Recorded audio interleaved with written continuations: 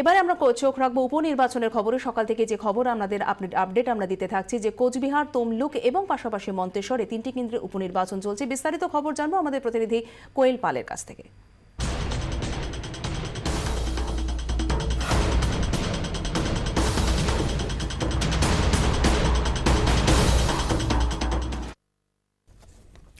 ফিরে এলাম বিরতির পরে। যে খবরে এবার আমরা চোখ রাখবো তাহলে পুলিশের সামনে দুই বিজেপি এজেন্টকে বুথ থেকে বের করে দিয়েছেন তৃণমূল নেতা। শীতলকুচির ঘটনার আগে আপনাদের আমরা জানিয়েছিলাম 111 এবং 12 নম্বর বুথে সকালে পৌঁছে যান মাথাভাঙার এই তৃণমূল শ্রমিক নেতা আলিজুর রহমান, যাকে আপনারা দেখতে পাচ্ছেন। টাকা বাতিল নিয়ে মানুষের দুর্ভোগের অভিযোগ তুলে দুই বিজেপি এজেন্টকে বুথের বাইরে বের করে দেওয়া হয়, বন্ধ করে দেওয়া হয় বুথের দরজা। নিঃশব্দে এলাকা ছাড়েন দুই বিজেপি এজেন্ট। সেই এক্সক্লুসিভ ছবি শুনুন, ঠিক কি ঘটনা।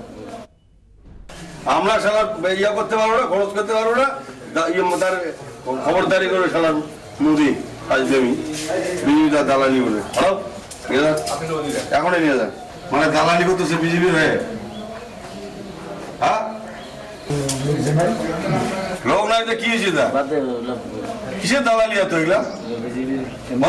জানে যে পরিস্থিতি চলছে বেকার আজ দেবী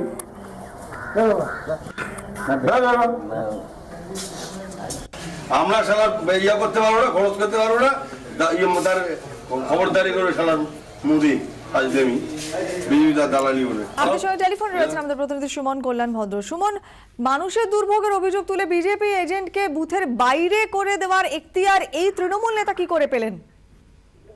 দেখো, খুব পরিষ্কার যে কোথাও কোনো ভোটে তেমন কোনো উত্তাপ নেই এবং বিভিন্ন জায়গাতেও পুলিশের ম্যাক্সিমাম যাদের ব্যবহার করা হচ্ছে তারা হচ্ছে রাজ্য পুলিশ।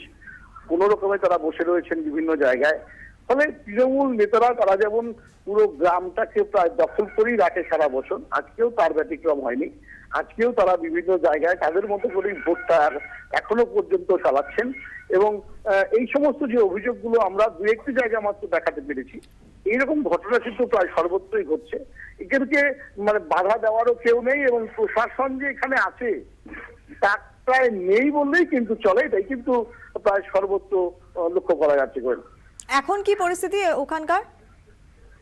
এখন ঠিক ওইভাবেই কোন রকম বুথে কোনো এজেন্ট নেই। যেভাবে ভোট হয়, এজেন্টহীন ভাবে যেভাবে ভোট হয় ঠিক সেইভাবেই ভোট হচ্ছে। এই মুহূর্ত পর্যন্ত প্রায় 25-26% ভোট হয়ে গেছে। তবে এটা একটা আশ্চর্য করার বিষয় আমরা লক্ষ্য করেছি, কোথাও কোনো ভোটের লাইন নেই, তেমন ভাবে ভোটার নেই, অথচ 10-11টা অব্দি 24% ভোট হয়ে গেল। এটা কিন্তু একটা প্রশ্ন চিহ্ন দেখা দিচ্ছে। অনেক ধন্যবাদ সুমন।